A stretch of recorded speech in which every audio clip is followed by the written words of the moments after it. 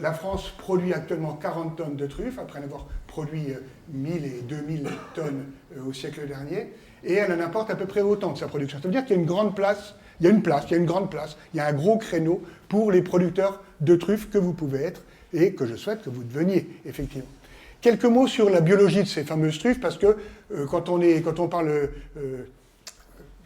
centre de la France, Île-de-France, on pense à terre acide, à terre limoneuse, à terre pas forcément favorable. Donc je rappelle que toutes les truffes, quelle que soit l'espèce concernée, sont des végétaux exigeants en calcium. C'est des champignons, donc la truffe, pour revenir à ce que c'est en termes botaniques, c'est un champignon, des champignons qui ont un besoin absolu de terre calcaire, ou au moins dans lesquelles on trouve des ions calcium.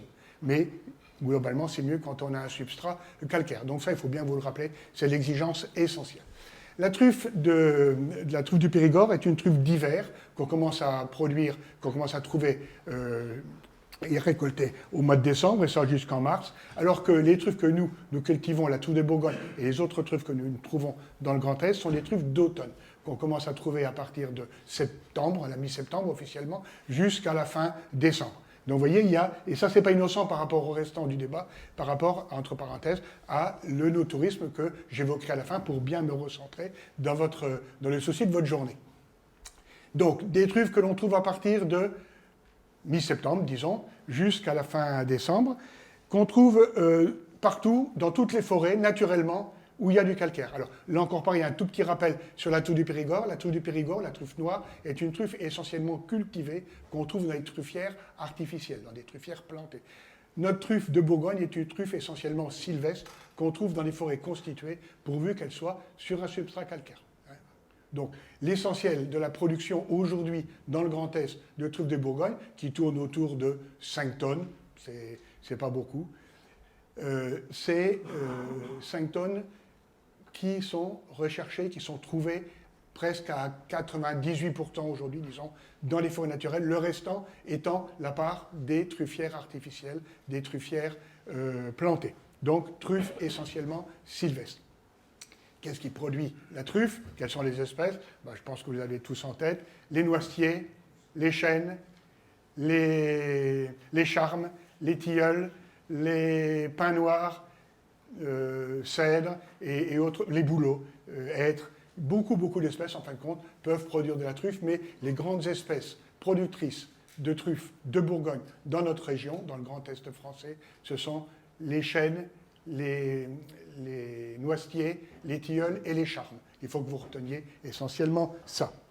À quelle époque on les trouve? On les trouve donc à partir de mi-septembre, donc en plein automne, jusqu'au début des grands froids. On ne sait plus ce que c'est, bientôt les grands froids, mais c'était la première limite qu'on avait à notre truffe, c'était les premiers gels, les premiers grands gels, parce que la truffe ne résiste pas très longtemps aux grands gels, donc ça voulait dire qu'à partir de la mi-décembre, selon la précocité des grandes gelées, eh bien on finissait, on ne trouvait plus de truffe. Aujourd'hui, on en trouve des fois jusqu'en janvier, jusqu'en février, mais globalement, elles deviennent moins bonnes. La grande saison de production de nos truffes, c'est octobre, novembre, décembre. Allez, pour trouver des truffes, quel est le gage ou l'essentiel? Il faut des sols calcaires, on l'a dit, il faut une bonne pluviométrie d'été. Ça aussi, c'est quelque chose qui est devenu rare. On a depuis quelques années, depuis 3 ans, presque 4 ans, je crois, mais les 3 dernières années ont été particulièrement dures, des sécheresses très accentuées en été, avec des grandes chaleurs, donc sécheresse et grande chaleur combinées, font que, eh bien, on a des productions catastrophiques à l'automne et qu'on a des réductions de production énormes.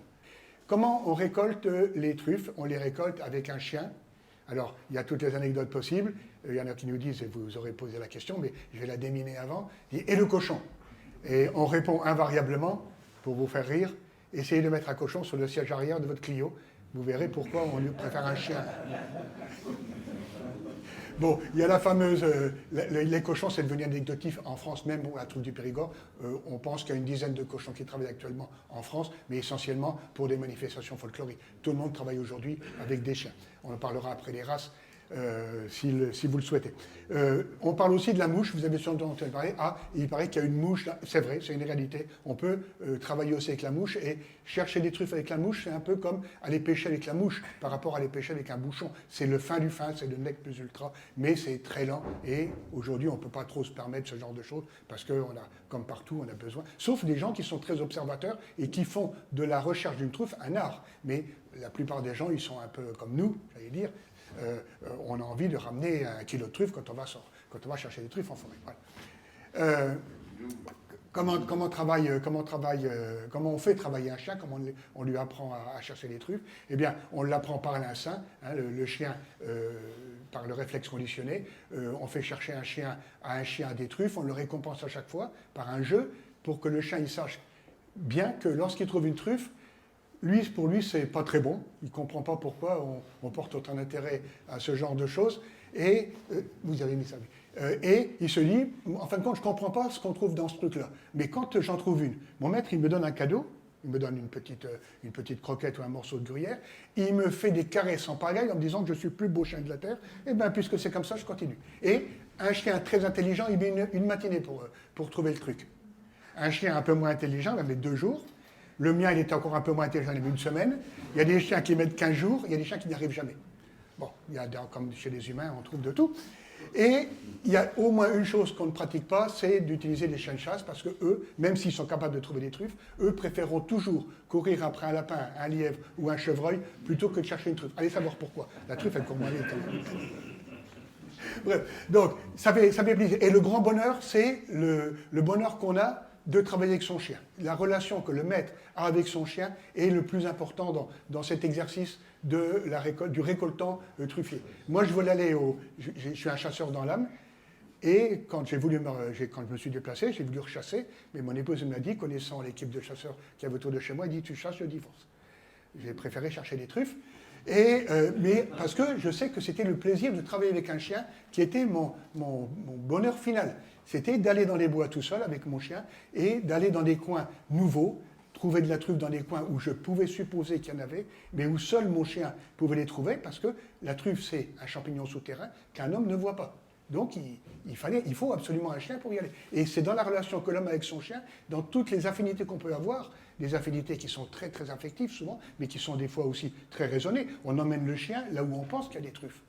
C'est-à-dire les bas-fonds selon la pluviométrie de l'année. On va trouver les truffes dans les bas-fonds, dans les endroits où l'eau s'est plus accumulée par rapport aux orages qu'à d'autres, dans les endroits à l'ombre, des coteaux à l'est, des coteaux au nord, pas les coteaux au sud comme cette année, parce qu'on sait qu'il n'y en a pas. Et tout ça selon des itinéraires que le chien connaît bien, que vous connaissez bien, et sur lesquels vous savez que vous allez trouver des truffes, souvent aux mêmes arbres, aux mêmes endroits, mais ça, le chien le fait très très bien, et lui-même indique le circuit. Et puis, le grand plaisir, c'est de découvrir des endroits nouveaux, bien évidemment. Quand c'est une très bonne année, un bon récoltant avec un bon chien, il peut rapporter quelques dizaines de kilos, 50 kilos, admettons. Et des gens qui sont très bien exercés avec des très bons chiens, ils peuvent récolter 100 kilos. Et je connais sur la Haute-Marne, qui est mon département, 2 personnes avec leurs chiens qui récoltent 200 kilos par an. Alors pas cette année, ni l'année dernière, mais dans des bonnes années, on peut récolter effectivement beaucoup.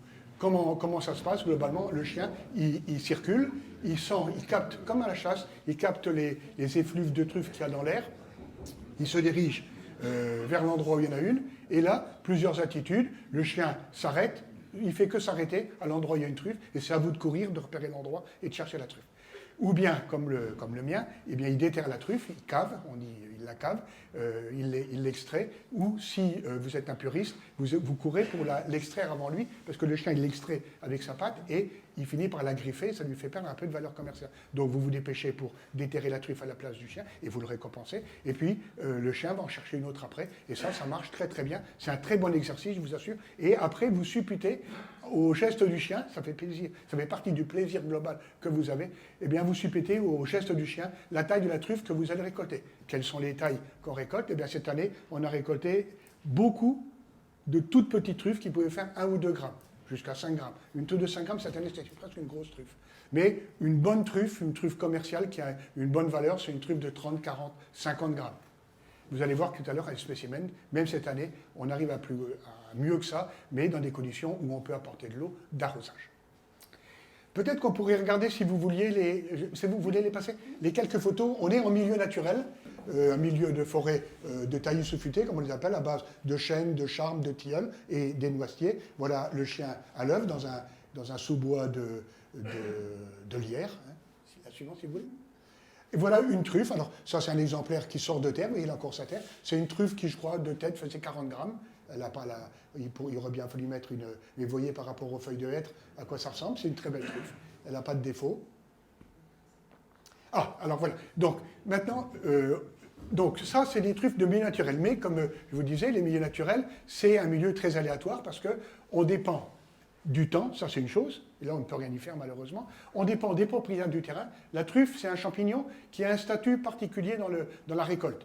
Alors qu'il y a une tolérance en forêt publique au moins. En forêt privée, vous n'avez jamais le droit d'aller prendre le champignon de quelqu'un. Il faut bien le savoir. Même s'il y a des tolérances, globalement, ce qui est privé est absolument à ne pas toucher. Par contre, quand on est en forêt publique, il y a toujours, même la loi fait une tolérance pour le ramassage des champignons à vocation comestible, à vocation de nourriture. C'est-à-dire les cèpes, les bolets, les girolles, tous ces trucs-là, même les morilles, qui est déjà un champignon de luxe, c'est toléré à raison de 5 litres, je crois. C'est estimé en litres ce dont vous avez besoin parce que le législateur, comme autrefois les nobles et compagnies qui détenaient les forêts, considérait que les pauvres avaient le droit d'aller chercher des champignons pour se nourrir en forêt. Par contre, la truffe en faisait partie jusqu'en 2012. La truffe faisait partie de cette catégorie. En 2012, la truffe a été sortie de cette catégorie de champignons et on en fait un champignon à part. Pourquoi? Parce que la truffe n'est pas un aliment. On ne se nourrit pas avec la truffe. On ne fait pas, vous ne trouverez nulle part, même chez les familles qui voudraient vous honorer, si vraiment ou les restaurants chez lesquels les plus précieux, vous ne pourrez jamais trouver et manger un plat de truffe. La truffe, c'est un condiment, c'est une épice. Donc on la met en supplément sur un plat pour rehausser des saveurs, pour donner des saveurs nouvelles. Mais donc on sait que quand on va chercher des truffes, c'est pas pour les manger, c'est pour les revendre. L'avenir passe par les vergers. Et ça, c'est depuis qu'on a su cultiver la truffe. Parce que c'est un champignon qu'on sait cultiver. On sait cultiver beaucoup de champignons maintenant. Vous savez qu'on cultive des pleurotes, d'autres qu'on trouve dans les supermarchés et ailleurs. Et des champignons plus précieux aussi, dont j'ai oublié le nom, des champignons chinois. Là. Bref. Mais, pardon? Voilà. Hein.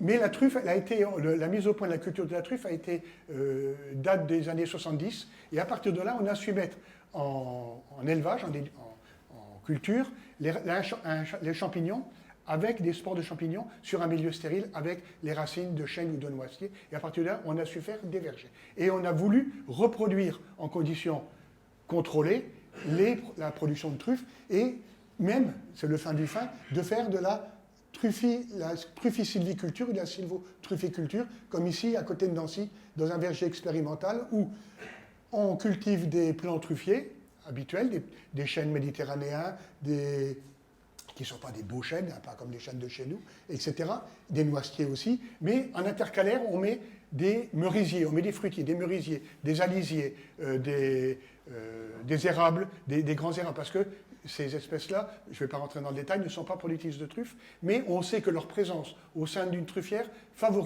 synergise la production de la truffe. Voilà donc un modèle de truffière plantée dans un modèle de sylvitrufficulture fait un collègue de l'INRA à côté de Nancy. Et aujourd'hui, le but de nos associations est de promouvoir, et ma présence ici aussi, c'est de vous vanter un peu les intérêts de planter des truffes, parce qu'à ce moment-là, vous êtes chez vous, vous contrôlez, bien sûr, la présence d'autrui par une belle clôture. Malheureusement, il faut se protéger contre les chevreuils à 4 pattes. Et il y a des collègues qui disent des blaireaux à 2 pattes. Donc, il faut une clôture pour être sûr d'être chez soi et que les efforts que vous avez faits, eh bien, vous en tirez justement les profits. Parce qu'une truffière coûte assez cher. C'est au bas mot 10 000 euros, mais c'est plus sûrement 15 000 euros l'hectare. Et si on en arrive à devoir les arroser, comme je vous le recommanderai tout à l'heure, eh bien là, on pulvérise un peu les coûts et on s'approche plutôt de 20 000 euros l'hectare. La suivante, s'il vous plaît. Donc un alisier qui est un des arbres, une des essences les plus précieuses de nos forêts, qui a été mise en mélange et dont on espère récolter le bois à un certain nombre de révolutions, à 50 ou 60 ans dans le futur. Là, vous êtes sur un paysage de Champagne-Crayeuse, à côté de Châlons-en-Champagne, et c'est pour vous illustrer la possibilité qu'on a. Alors autrefois, donc, il a été laissé ou replanté dans le cadre de boisement compensatoire, qu'on disait, ou compensateur, soit après les travaux d'autoroute, de TGV, etc. Il a été recommandé de planter un certain nombre de surfaces, et là, les gens ne se sont pas embêtés, ils ont mis des pins noirs, ou ils ont mis, on voit quelques petits boisements comme ça, qui ont été faits, des pins noirs, ou même des bouleaux, des choses comme ça. Et aujourd'hui, eh bien, une de nos recommandations, c'est de dire, dès qu'on a un espace qui est vacant ou qui est susceptible d'être défriché et qui peut être planté, eh bien, pourquoi vous ne mettriez pas des arbres truffiers? On peut faire des haies truffières. Alors, on en faisait actuellement depuis quelques années, même une dizaine d'années, sous forme de haies sylvo-cynégétiques en Champagne. Et aujourd'hui, on leur dit, ben, pourquoi vous ne feriez pas des haies sylvo-cynégétiques et truffières? C'est les modèles qui sont en train d'être étudiés, où la truffe de Bourgogne, je ne vous l'ai pas dit tout à l'heure, la différence, il y a une grande, grande différence, enfin il y en a au moins une, mais plusieurs quand même. Ça m'étonne que vous posiez peut-être la question, je vous laisserai poser la question tout à l'heure. Entre la truffe du Périgord et la truffe de Bourgogne, c'est que la truffe du Périgord, c'est une truffe de plein espace, de pleine lumière, où les arbres sont plantés à très grands espacements, 300, 400 plants à l'hectare, vous voyez, c'est très peu, alors que la truffe de Bourgogne est une truffe sylvestre qui aime les milieux ombragés. Il faut donc, et justement, elle n'aime pas la chaleur si elle pousse dans ces milieux ombragés, donc il faut donc des haies suffisamment larges pour que la ligne du milieu soit ombragée et qu'elle soit favorable à la production de truffes. Donc voilà une haie qui est composée, là les grands arbres c'est des cèdres, ils ne sont pas de chez nous mais c'est pas important, le cèdre est très très bon, puis en plus dans le cadre de la préparation du réchauffement climatique, le cèdre est une très bonne essence, et puis devant il y a des noisetiers je pense. Alors, ici aussi, quelque chose qui est intéressant en cadre agroforestier général, c'est dans cette même haie ou dans cette même exploitation, à côté de Châlons, où on y met des ruches. Les ruches, elles ont deux avantages, au moins deux. La première, c'est de faire du miel à partir de la récolte de pollen et de nectar, dans les arbres forestiers qui sont là. Je pense aux tilleuls essentiellement. Et donc, ça, c'est un premier avantage. Donc, vous associez l'intérêt de l'abeille et de l'apiculture à l'intérêt de la trufficulture. En même temps, c'est un peu dissuasif sur les voleurs. Et quand on voit des truffes à l'entrée d'un chemin ou derrière une porte, les gens se reculent un petit peu. Voilà. Bon. Là, on est dans la Meuse. J'y étais avec mon collègue et ami il n'y a pas si longtemps. On est en plein dans une région, on est à côté de Verdun, on est en plein dans une région sur les côtes de Meuse, dans une région de Mirabellier, truffière. Alors, elle est enherbée entre les lignes.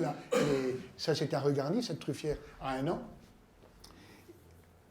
Voilà. Et elle va être juste nettoyée sur les lignes par un outil, une houe rotative de type viticole, et entre les lignes qui sont là espacées de 5 ou 6 mètres, je ne sais plus, 6 mètres 6 mètres 5 6 mètres, les propriétaires font récolter l'herbe qui sert, tant que les arbres sont petits, qui servent à faire du foin. Donc, et puis ensuite, il contiendra les herbes entre les lignes, parce que dans cette culture, comme dans beaucoup d'autres, l'herbe est l'ennemi de l'arbre. Là. Donc on cherche, au moins dans un premier temps, à éliminer les herbes le long des lignes, pour avoir une zone d'1 mètre de large à peu près, très très bien désherbée. Et puis au fur et à mesure que les arbres vont pousser, eh bien, on va élargir cette zone nettoyée en passant des cover crops, des cultivateurs, enfin les engins habituels de l'agriculture.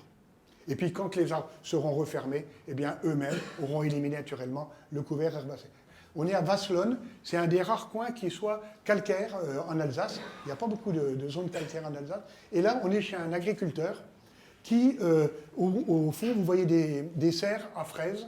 Il fait de l'élevage, des fraisiers et des asperges. Et il a cherché encore un moyen de diversification. Ça y est, j'ai dit le mot là. Un autre moyen de diversification pour faire une spéculation nouvelle et l'associer à de l'accueil à la ferme. Lui, il a déjà l'habitude d'accueillir des gens, et comme il n'est pas loin de Strasbourg, c'est soit des citadins de Strasbourg, soit des Allemands. Il les accueille chez lui au moment des asperges. Il fait déjà de l'accueil et des plats sur la base d'asperges. Les gens viennent chercher des fraises chez lui et il pense plus tard attirer les gens pour venir chercher des truffes à la saison. Se multiplier les occasions d'activité et d'attraction des tourismes à la ferme. Ça, c'est un maître mot dont on va parler encore un tout petit peu après, ou beaucoup, je ne sais pas. Voilà, on est toujours chez lui. Donc voilà une truffière particulièrement bien entretenue, où il y a pas mal de choses. On voit encore ses serres au fond. Voilà le village de Vasselonne, où il est en train de préparer un terrain d'1 hectare pour mener un essai avec nous qui va être planté, à l'automne prochain. Donc là, on est à Valsac. Alors, voilà, cette fameuse truffe, c'est la première que vous voyez. Ça, c'est typiquement la truffe de Bourgogne.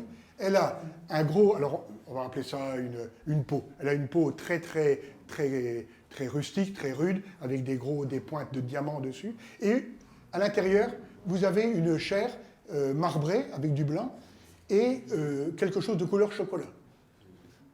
Alors, ça varie du chocolat au lait clair au chocolat foncé à 85% de cacao. Hein. Mais voilà, celle-là, elle est assez typique. Alors que la truffe noire du Périgord, quand vous la coupez, eh bien, vous avez toujours les mêmes lignes blanches à l'intérieur, mais tout le reste est noir. Là, on est sur du chocolat noir à 100%. Vous voyez, ça, c'est une truffe de Bourgogne typique. Là, c'est pour vous montrer, j'essaie d'aller vite, mais je voudrais surtout que mes collègues parlent, c'est pour vous montrer une alliance gastronomique, parce que la finalité de la truffe, c'est de la manger. Alors, de la manger pas seule, comme je vous l'ai dit, mais on la mange rarement seule, pas seule. Quand je suis dans le bois, moi, je trouve une belle truffe ou que le chien me l'a cassée, je me la croque moi-même, parce que c'est malgré tout très très bon. Hein. Bon. Et ça va très bien avec les œufs. La truffe va très bien, toutes les truffes vont très bien avec les œufs. Le jaune de l'œuf prend très très bien les parfums de la truffe qui traversent la coquille. Et ça va très bien avec les corps gras. Le beurre, vous mettez une truffe dans le frigidaire, tout sans la truffe. Le beurre, la crème, le lait, tout. Bon. Donc il faut les mettre dans des boîtes fermées hermétiquement, des Tupperware, si vous le voulez bien. Vous voyez, celle-là, elle a une chair un tout petit peu différente. Voilà de jolies mains qui sont en train de faire des fines lamelles de truffe pour préparer un plat. Alors ces lamelles de truffe, eh bien, on les met ensuite sur un plat de pâtes. Les plats les plus simples sont les meilleurs avec la truffe. Pâtes, purée, riz. Aidez-moi les gars. C'est essentiellement ça. Oui, enfin bon. Et toujours la truffe de Bourgogne mise dessus au moment de la servir. Voilà, c'est ça le secret de bonne préparation. Les œufs, vous pouvez avoir des très bonnes sources. Les œufs à la coque, truffés. Notre truffe, elle a une faiblesse par rapport à la truffe de Périgord, c'est qu'elle ne supporte pas les longues cuissons. Elle ne supporte même pas la cuisson du tout. Il ne faut jamais la chauffer au-delà de 60 degrés, sinon elle perd ses parfums. Donc il faut être très vigilant, et ça donne un autre intérêt encore à la gastronomie. C'est une truffe qu'il faut prendre avec précaution, c'est une truffe qu'il faut respecter, qu'il faut caresser dans le bon sens du poil pour en obtenir tout ce qu'on veut. Eh bien, l'œuf à la coque, qu'on ne fait cuire que, je sais pas, tout le monde le sait, hein, combien de minutes 3 minutes, c'est très très bien. Eh bien, au bout de 3 minutes, l'œuf est juste bien, même si c'est 4 minutes, et le jaune de l'œuf, il est imprégné du parfum de la truffe. Moi, toujours pareil, pour essayer d'intéresser les gens avec un bon bagou de baratineur sur une foire, on dit, même la reine d'Angleterre, elle ne mange pas ça le matin chez elle. Et c'est rien.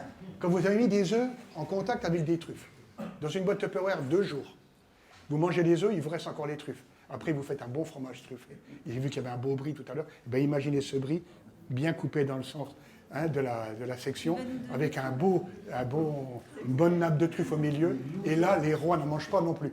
Suivant, s'il y en a encore une, je ne sais pas. Ah ben voilà, celle que je voulais vous montrer, c'est une truffe récoltée cette année dans la Meuse, à côté de Bar-le-Duc. C'est une truffe de 600 grammes.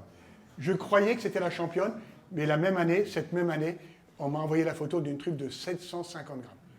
Mais on ne les trouve pas dans les bois. On les trouve dans des truffières très bien cultivées avec un arrosage.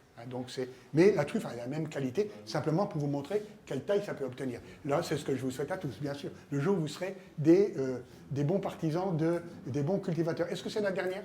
Alors, très rapidement, avant que vous posiez vos questions, et surtout à mes collègues, pourquoi aujourd'hui on est si intéressé pour promouvoir la culture de la truffe en verger? Parce qu'on a un grand besoin de truffes.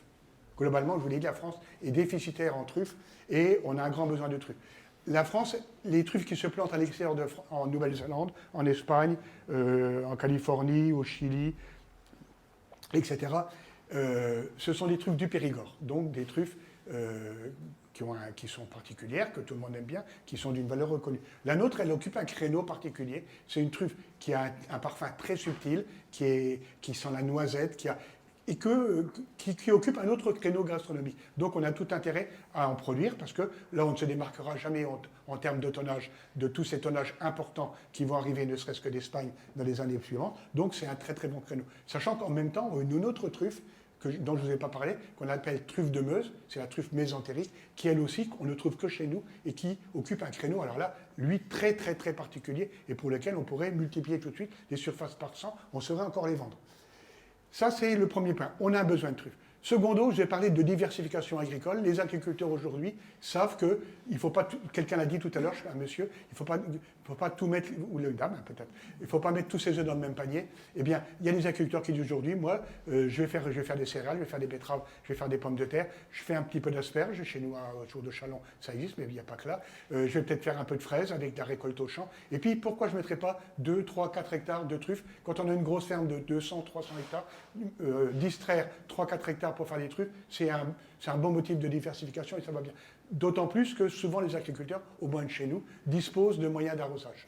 Ils ont déjà des forages, ils sont habitués à l'arrosage et ils la maîtrisent bien. Donc ça, c'est un atout formidable pour avoir des truffes.